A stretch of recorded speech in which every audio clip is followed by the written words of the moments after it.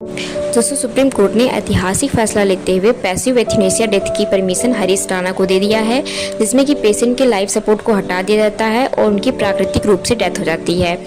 हरीश राणा का एक्सीडेंट 2013 में हुआ था। चौथी मंजिल से गिरने के कारण उनके ब्रेन में बहुत गहरी चोट लगी थी, डैमेज हो गया था, जिसके कारण वो पैरालाइज्ड थे टोटली और अभी तक वो परसिस्टेंट वेजिटेटिव स्टेट में थे।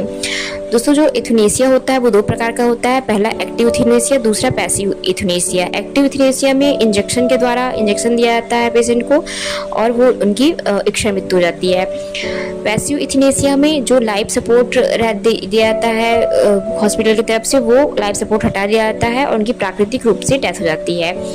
दोस्तों, हमारे इंडिया में पैसिव एथनेसिया की मान्यता है, जिसमें कि 2018 में कॉमन कॉज बनाम यूनियन ऑफ इंडिया के तहत सर्वोच्च न्यायालय ने गरिमापूर्ण मृत्यु के अधिकार को मौलिक अधिकार में यानी कि अनुच्छेद 21 के तहत मान्यता दी थी।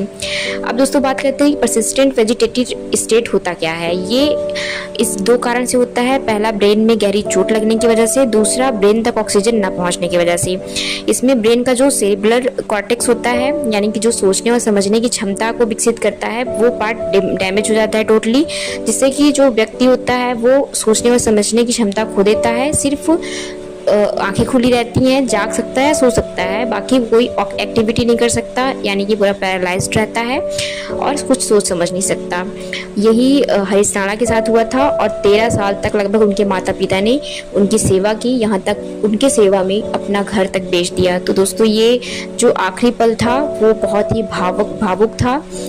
आप लोग देखे होंगे ज़रूर और हम सभी उनके लिए प्रे करेंगे कि उनकी आत्मा को शांति मिले।